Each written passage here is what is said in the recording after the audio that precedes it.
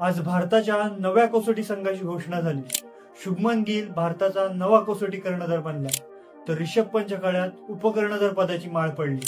साई सुदर्शन व अभिमन्यू ईश्वरनला पदार्पणाची संधी मिळाली, पण भारताचा वेगवान गोलंदाज मोहम्मद शमीच्या पदरी निराशा पडली। प्रमुख गोलंदाज मोहम्मद शमीला इंग्लंड विरुद्ध कसोटी संघातून वगळण्यात आले।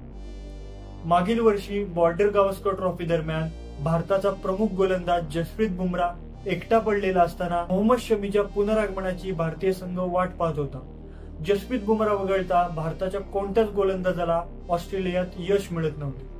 अशा वेळी मोहम्मद शमी दुखापतीतून सावरून बुमराहच्या मदतीसाठी ऑस्ट्रेलियात दाखल होईल अशा बातम्या येत होत्या, पण शमी ऑस्ट्रेलियात जाऊ शकला नाही आणि भारतीय संघ निराश होऊन रिकाम्या हाती माघारी परतला। असा भारताचा स्टार गोलंदाज मोहम्मद शमी इंग्लंड विरुद्ध कसोटी मालिकेत भारतीय संघाचा भाग का नाही? तो खरंच इंजर्ड आहे की तो बीसीसीआय मधील इंटरनल पॉलिटिक्सचा शिकार बनलाय? आपण या व्हिडिओमधून जाणून घेऊया। नमस्कार, मी सौरभ आणि स्पोर्ट्स मराठीमध्ये तुमचं स्वागत आहे।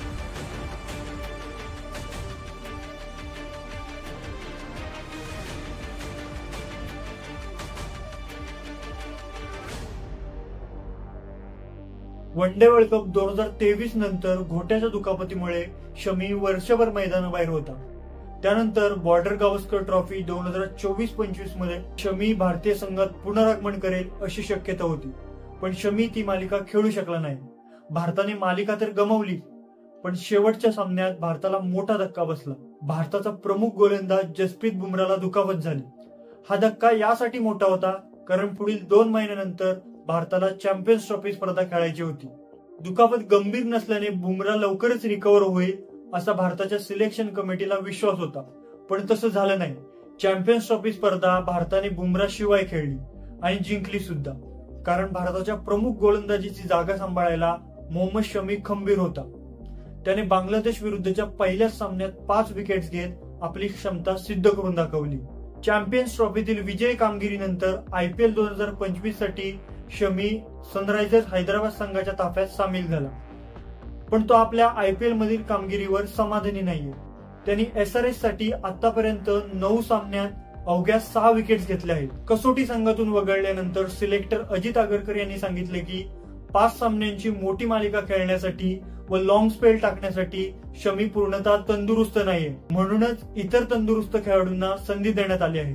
भारतीय संघाची घोषणा झाल्यानंतर टाइम्स ऑफ इंडियाशी बोलताना शमी म्हणाला, मी माझं सर्वोत्तम देत आहे, मेहनत करत आहे, नियमित व्यायाम व नेट्स मध्ये सराव देखील करत आहे। रेड बॉल साठी वर्कलोड आणखी वाढवावा लागेल असं म्हणत संघात पुनरागमन करण्यासाठी मेहनत करत असल्याचे शमीने सांगितले। शमीने शेवटचा कसोटी सामना 2023च्या WTC फायनलचा खेळला। त्यानंतर जवळजवळ 23 महिने मोहम्मद शमी कसोटी क्रिकेट खेळलेला नाही। तो भारतीय संघात पुनरागमन करेल की नाही हे माहीत नाही, पण इंग्लंड सारख्या संघाविरुद्ध कसोटी खेळताना विकेटची हमी देणाऱ्या मोहम्मद शमीची कमी नक्की जाणवेल एवढं मात्र नक्की।